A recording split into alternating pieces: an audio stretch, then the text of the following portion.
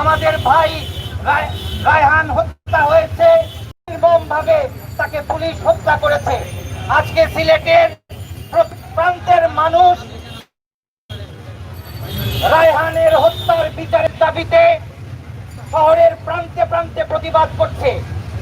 দলমতের ঊর্ধ্বে উঠে বিভিন্ন সামাজিক, সাংস্কৃতিক, রাজনৈতিক সংগঠন থেকে প্রতিদিন প্রতিবাদ চলছে। রায়হান যে এলাকাতে থাকে সেই এলাকার প্রতিটি বাসিন্দা, ব্যবসায়ী সবাই রাজপথে গত 2 সপ্তাহ থেকে প্রতিবাদ করছে। এটা একটা অভাবনীয় বিষয়। আমরা রায়হানের এই হত্যার মাধ্যমে যে অন্যায় আমরা দেখেছি, পুলিশের নির্যাতনের যে চিত্র দেখেছি, আমরা চাই তার অবসান হোক। আকবরের মতো খুনিদেরকে গ্রেফতার করে তাদের বিচার নিশ্চিতের মাধ্যমে পুলিশ নামের এই রাষ্ট্র যাদেরকে আইন শৃঙ্খলার দায়িত্ব দিয়েছে তাদের হাতে যেন মানুষ আর এইভাবে নির্মম নির্যাতনের শিকার না হয়, মানুষ যেন তাদের হাতে না হয়, সেজন্য এখানে আজকে এই দাবি নিয়ে এখানে বসে আছেন। কে বসে আছেন? একজন মা। এই 2 সপ্তাহ থেকে প্রতিদিন তিনি কথা বলছেন, চোখের পানি ফেলছেন। তার পরিবারের সদস্যরা মিডিয়ার সামনে কথা বলছে, সরকারের মন্ত্রী পর্যন্ত এসেছেন। কি লাভ হয়েছে? পুলিশ কমিশনার এসেছেন রাতের অন্ধকারে চোরের মতো। তিনি এসে সেই আকবরকে তো তারা পালিয়ে দেওয়ার সুযোগ করে দিয়েছিলেন। আজকে যদি আকবরকে ধরে নেওয়া হতো তাহলে আজকে এখানে এই মাকে এভাবে বসতে হতো না।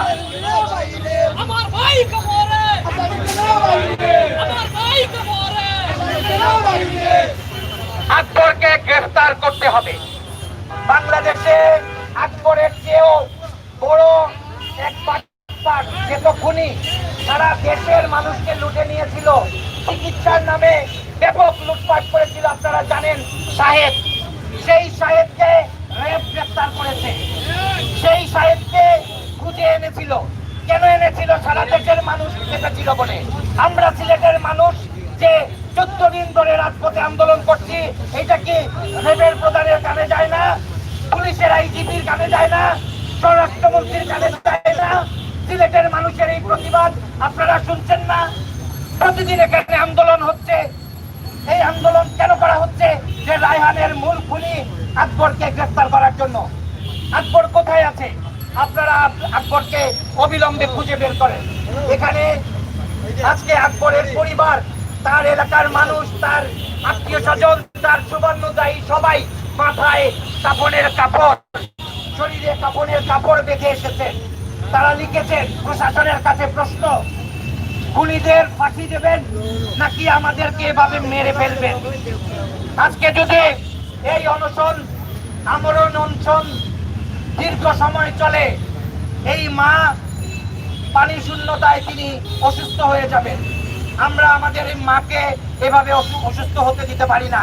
আমরা সিলেটের প্রশাসনকে, সিলেটের দায়িত্বশীল নেতাদেরকে অনুরোধ করছি, আপনারা অবিলম্বে আসেন, এসে আপনারা স্পষ্ট ভাষায় প্রতিশ্রুতি দেন।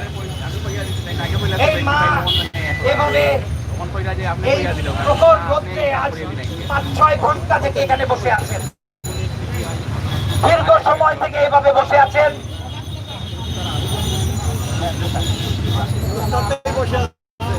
সকাল 10টা থেকে এখানে বসে আছেন। কোনো কথা নয়, তিনি বসে আছেন একটাই কথা, যে আপনারা আমার ছেলের খুনিদেরকে ফাঁসি দেবেন না আমাদেরকে এভাবে তিলে তিলে মরে যেতে দেখবেন। এভাবে বসে থাকলে তো আমাদেরকে মরে যেতে হবে, এই মাকে তো মরে যেতে হবে। আপনারা 5-6 ঘন্টা থেকে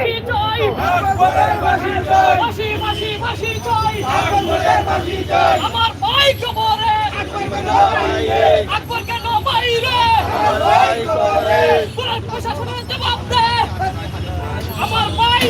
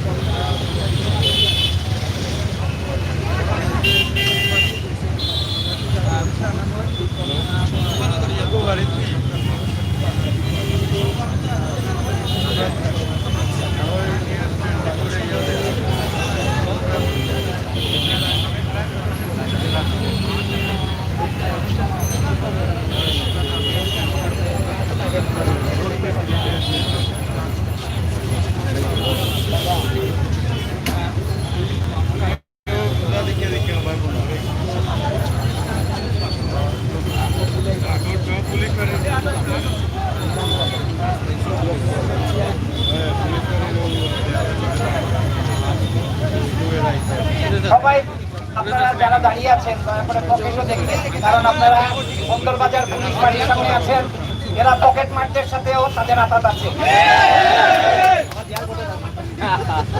এই তো এই ফাঁড়ি সিলেট নগরীর মানুষের কি কাজে লেগেছে আমরা জানি না।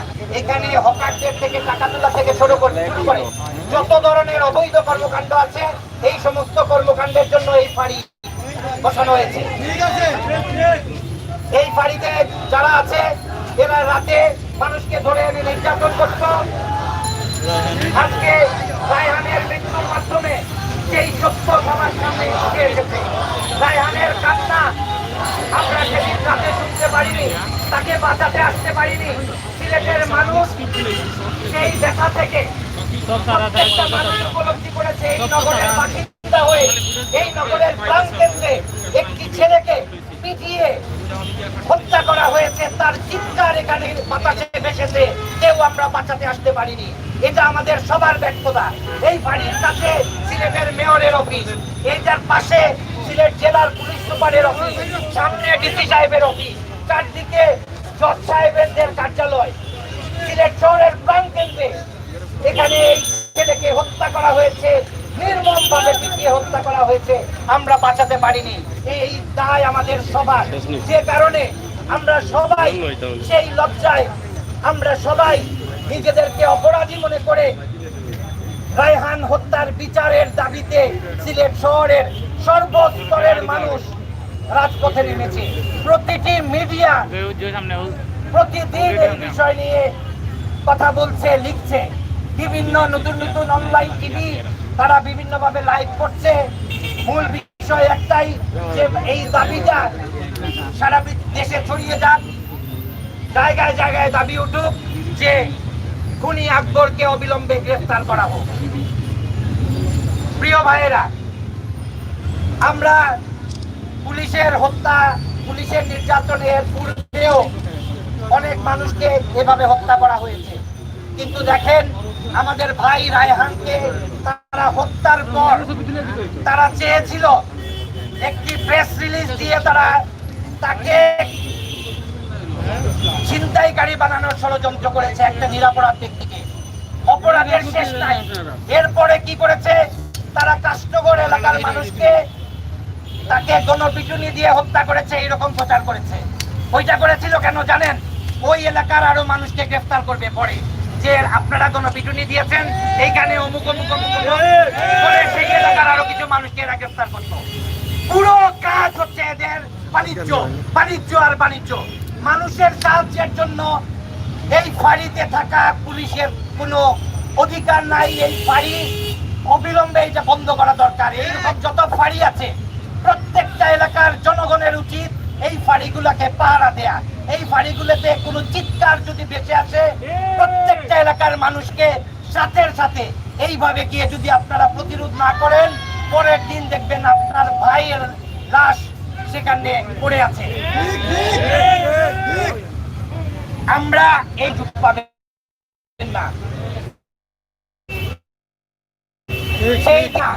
যে কারণে যখনই কোনো অন্যায় হয় সেই অন্যায় নিজের উপর নিজের সাথে হয়েছে মনে করে রাস্তায় নামুন। আমরা সিলেটের যত সংগঠন এই ইস্যুতে রাস্তায় নেমেছে, প্রত্যেকে মনে করছে আকবর তাদের ভাই, তাদের সন্তান। প্রত্যেক রায়হান তাদের ভাই, তাদের সন্তান মনে করে রাস্তায় নেমেছে প্রত্যেকটা মানুষ। রায়হানের জন্য তার এলাকার মানুষের আমি প্রতিবাদ দেখেছি। এইভাবে মদিনা মার্কেটের ব্যবসায়ীরা দিনের পর দিন ব্যবসা প্রতিষ্ঠান বন্ধ রেখে দল মত নির্বিশেষে রাস্তায় নেমে এসেছেন। এটা অভাবনীয়। এই আবেগ তৈরি হয়েছে কেন জানেন? রায়হানের মা ছেলের লাশ দেখে সাথে সাথে তিনি ব্যক্তহীন ভাষায় বলেছেন আমার ছেলেকে পুলিশ খুন করেছে। তিনি সাথে সাথে রুখে দাঁড়িয়েছেন এবং তিনি তার সপক্ষে কথা বলেছেন। সেই সময় আমাদের মিডিয়াগুলো সত্য সংবাদ সংগ্রহের জন্য তারা চেষ্টা করেছেন এবং সত্য বের করেছেন। আর নয়তো দেখেন এই হত্যাকাণ্ডকে এই দুর্বৃত্ত পুলিশ এটাকেও চাপা দিয়ে দিত। এই অবস্থাতে আজকে সিলেটের নানা প্রান্তে প্রতিবাদ চলছে, নানান মানুষ আসছেন, সংহতি জানাচ্ছেন। আমরা কি আমাদের মা এভাবে আজকে সারা দিন থেকে রোদের মধ্যে অনশন করছেন, তিনি আর এইভাবে কতক্ষণ করবেন? আপনারা কি মনে করেন তাকে এইভাবে অনশনে ছেড়ে দেওয়া উচিত? আমরা কতক্ষণ তাকে এইভাবে রাখবো? তিনি অসুস্থ। এই অবস্থাতে আমরা দাবি জানাচ্ছি, এখানে এত মিডিয়া আছেন, দয়া করে সিলেটের অভিভাবক যারা আপনারা আসেন, এই মাকে আমাদের সামনে প্রতিশ্রুতি দেন অবিলম্বে আকবরকে গ্রেফতার করার। আপনারা যদি মানুষের সামনে এই আশ্বাস দেন, আমরা দেখেছি পররাষ্ট্রমন্ত্রী গিয়েছিলেন তার বাসাতে, কিন্তু বড় দুঃখ পেয়েছি, পররাষ্ট্রমন্ত্রী আমাদের অভিভাবক হওয়ার কথা ছিল, কিন্তু তিনি পুলিশের অভিভাবক হয়ে গিয়ে সেখানে কথা বলেছেন। তিনি তো মানুষের নেতা হওয়ার কথা, তিনি তো আমাদের পররাষ্ট্রমন্ত্রী, সমগ্র রাষ্ট্রের অত্যন্ত বড় একটা মন্ত্রণালয় পররাষ্ট্রমন্ত্রী, প্রধানমন্ত্রী অনেক বড় দায়িত্ব তাকে দিয়েছেন। তিনি সেখানে এসে সিলেট মেট্রোপলিটন পুলিশের মনে হয়েছে তিনি যেন তাদের মিডিয়া সেলের প্রধান, তিনি সেইভাবে কথা বলেছেন। বড় লজ্জা পেয়েছি, বড় ব্যথা পেয়েছি। আজকে যারা এখানে আসবেন, আমরা অনুরোধ করব আপনাদের মাধ্যমে, দয়া করে সিলেটের অভিভাবকদেরকে আপনারা জানান এই মা অসুস্থ হয়ে যাবেন।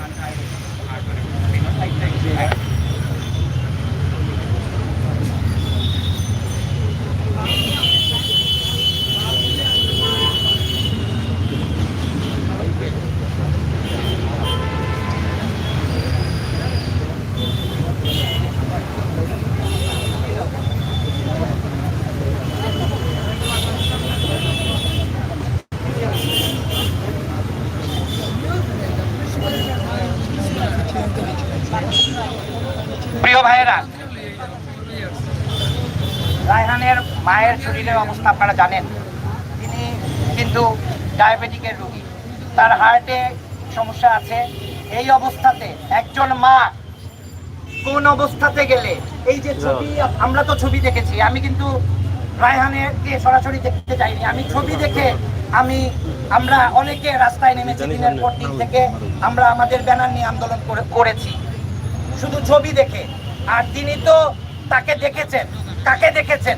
তার সন্তানকে, যে সন্তানকে তিনি 10 মাস গর্ভে ধারণ করেছেন, যে সন্তানকে তিনি লালন পালন করে বড় করেছেন, যে সন্তান এখনো কি গায়ে দেবে, কি পড়বে সেটা তিনি ঠিক করে দেন।